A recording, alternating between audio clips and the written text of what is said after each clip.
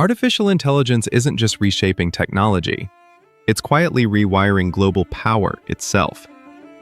The same way oil once determined which nations ruled the 20th century, control over chips, data, and talent is defining the 21st.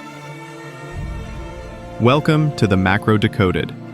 If you enjoy deep dives into geopolitics and economics, like, share, and subscribe. It helps a lot.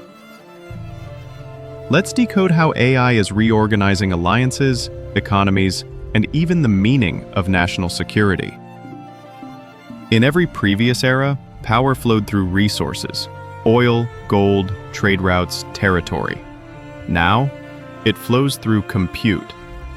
Whoever owns advanced semiconductors, hyperscale data centers, and steady energy for training large models holds the leverage.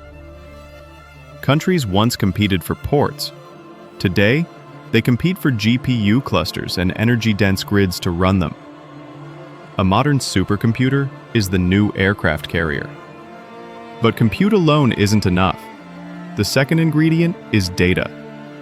The quality of a nation's data, its maps, health records, logistics, even its language archives, decides how intelligent its systems can become. That's why governments are suddenly treating data the way they once treated oil reserves: guarded, regulated, sometimes even weaponized. And the third ingredient? People. The scientists, engineers, and entrepreneurs who can actually build and scale AI systems.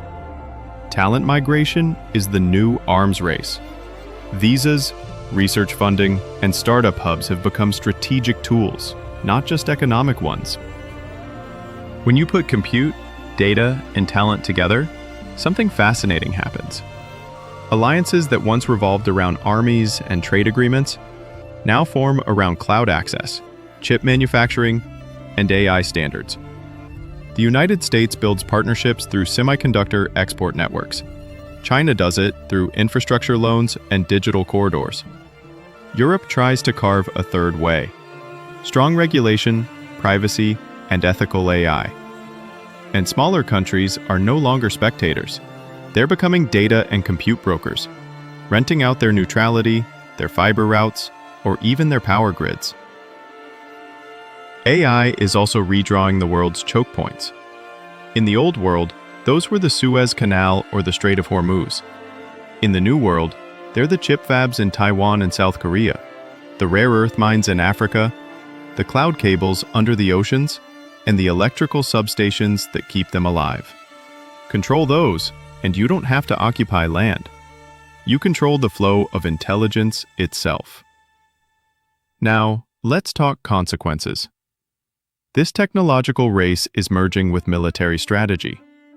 Armed forces are wiring AI into everything, from reconnaissance to logistics to missile defense. Nations are testing whether their algorithms can talk to allies' algorithms in real time. Interoperability used to mean radios that shared frequencies.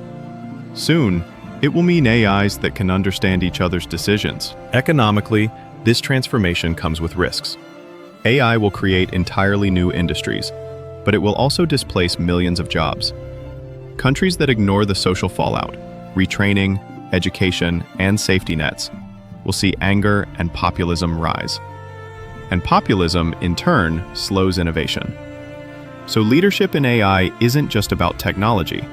It's about political stability and public trust. Watch the signals.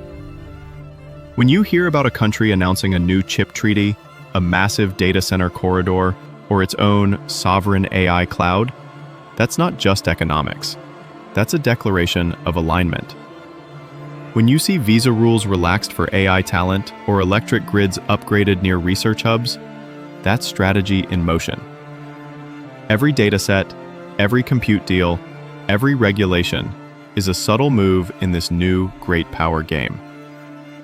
Here's the bottom line. AI isn't just another invention. It's the new operating system of geopolitics.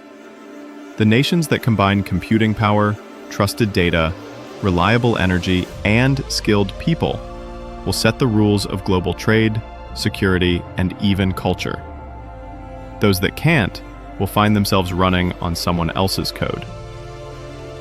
If you found this breakdown useful, like, share, and subscribe to the Macro Decoded.